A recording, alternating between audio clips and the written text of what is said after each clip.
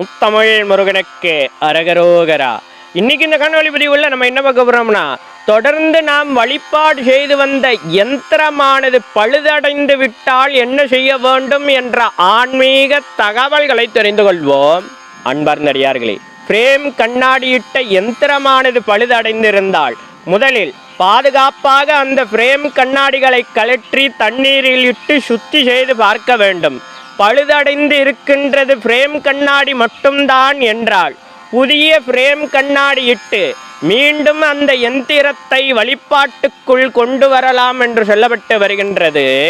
அடுத்ததாக, பழுதடைந்தது யந்திரமாக இருந்தால் புதிய யந்திரத்தை வரைந்து சக்தி உரு ஏற்றி அந்த பழுதடைந்த யந்திரத்திற்கு மேலாகவே இந்த புதிய யந்திரத்தை வைத்து புதிய பிரேம் கண்ணாடி இட்டு மீண்டும் நாம் வழிபாடு செய்து வரலாம் என்று சொல்லப்பட்டு வருகின்றது. அடுத்ததாக, ஒரு சில அடியார்களுக்கு எழக்கூடிய சந்தேகமானது, ஐயா, பிரேம் கண்ணாடி இல்லாமல் தனித்த யந்திரமாகவே வழிபாடு செய்திருந்தால் என்ன செய்வது என்று கேட்கக்கூடிய அடியார்கள், அவ்வாறு தனித்த யந்திரமாக வழிபாடு செய்து வந்த யந்திரமானது பழுதடைந்திருந்தால் அந்த யந்திரத்தை ஓடக்கூடிய தண்ணீரில் இட்டு மீண்டும் புதிய யந்திரத்தை வரைந்து சக்தி உரு ஏற்றி மீண்டும் வழிபாடு செய்ய துவங்கி விடலாம் என்று சொல்லப்பட்டு வருகின்றது. அடுத்ததாக, யந்திர பழுது என்றால் என்ன என்பதை தெரிந்து கொள்வோம்.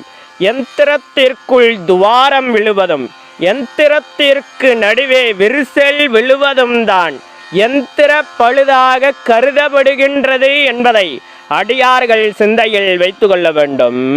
அன்பர்ந்தடியார்களே, ஒரு யந்திரத்திற்குள் எத்தனை எண்ணிக்கையில் சக்தி உருக்கள் ஏற்றப்பட்டிருக்கின்றது என்பதை பொருத்தம், நாம் தொடர்ந்து எவ்வாறு பூஜித்து கொண்டு வருகின்றோம் என்பதை பொருத்தம், அதனுடைய நிலைப்பாடுகள், அதனுடைய சக்தியினுடைய அதிர்வலைகள் விளங்கும் என்று சொல்லிக்கிட்டு மேலும் ஒரு இனிய பதிவுகளை சந்திக்கின்றேன். இதுபோல ஆன்மீக சார்ந்த ஏதேனும் சந்தேகங்கள் இருந்தாலும் கூட தயங்காமல் கமெண்ட் பாக்ஸில் தெரிவிங்க. அடியானுக்கு தெரிந்தால் கண்டிப்பாக உங்ககிட்ட காணொலி மூலமாக பகிர்ந்துக்கிறேன். நமது தமிழ் வேதம் 92 சேனல் இன்னும் சப்ஸ்கிரைப் பண்ணாத அடியார்கள் மறவாமல் சப்ஸ்கிரைப் பண்ணி பக்கத்தில் இருக்கிற பெல் பட்டன் அமைத்திட்டு ஆலோசனை தந்தீங்கன்னா நாங்கள் பதிவு செய்கிற ஒவ்வொரு காணொலி பதிவும் உங்களை வந்து அடையும். மேலும் நமது தமிழ் வேதம் 92 சேனலில் நிறைய ஆன்மீக சார்ந்த காணொலி பதிவுகள் தொடர்ந்து பதிவேற்றம் செய்து கொண்டே இருக்கிறோம். அதெல்லாம் இன்னும் பார்க்காத அடியார்கள் ஒரு முறை சென்று போய் பாருங்கள். உங்களுக்கு தேவைப்படும் தகவல்கள் அதிலே இருக்கக்கூடும். அடியார்களின் வசதிக்காக பிளேலிஸ்டும் தயார் செய்து வைத்திருக்கின்றோம். சர்வம் முனீஸ்வரம், சகலமும் முனீஸ்வரம். நம சிவாய.